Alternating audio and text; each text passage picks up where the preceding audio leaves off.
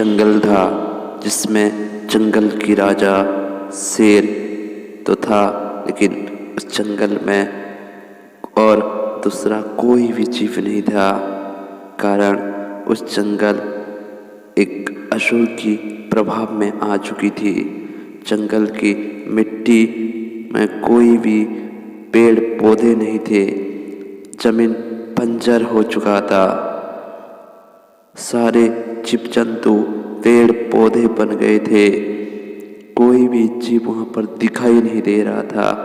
केवल जंगल का शेर अकेला ही वहाँ पर जिंदा था, जो अपने भाई बंधु, अपने पुत्र, अपने परिवार को ढूंढ रहा था, लेकिन कोई भी वहाँ पर उसे सहारा देने के लिए नहीं था।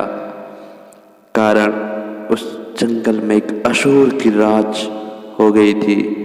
एक ऐसा दानव जो जंगल को पूरी छिन्न विछिन्न कर चुका था।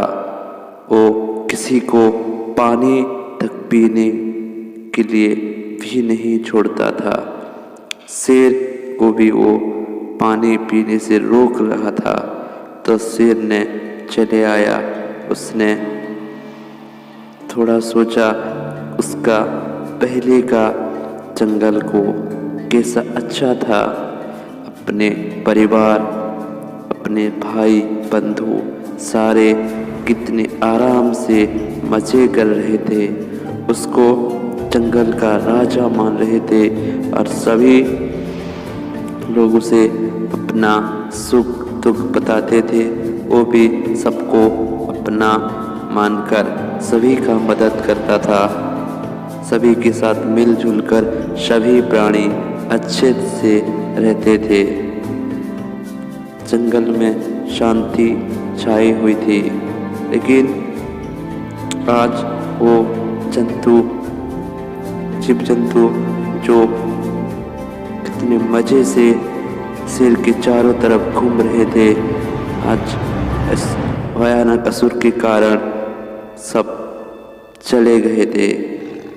तो शेर ये सब सोचकर शेर बहुत दुखी अवश्य हुआ, लेकिन उसने दृढ़ निश्चित कर ली कि अपने वो पुराना हुआ जंगल लौट आएगा, असुर से वो छीन के लाएगा। इसलिए उसने मन ही मन अपनी परमात्मा को प्रार्थना की, हे परमात्मा मुझे साहस दे, मुझे शक्ति दे कि कैसे मैं अपने परिवार को, मेरे जंगल को उस असुर की कवल से रक्षा कर सकूं और अपने सभी दोस्तों, सभी भाई बंधुओं को वापस ला सकूं। ऐसा सोचकर उस शेर ने दृढ़ निश्चित कर लिया कि असुर से वो लड़ेगा, क्योंकि एक एक करके उसका सारे जाति मर चुके थे। तो उसने परमात्मा को प्रार्थना की और अकेले उसे लड़ने चले आए। फिर शेर और उस भयानक दानव जैसे दिखने वाला राक्षस के साथ शेर का बहुत लड़ाई हुई।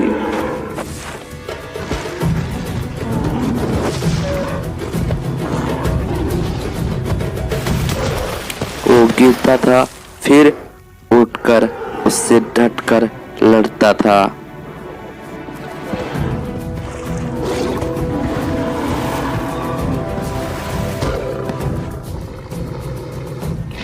अंतिम में उसने अपनी पूरी विश्वास के साथ अपने अंदर रूही शक्ति को जगाया और उस दानव का खत्म ही कर दिया।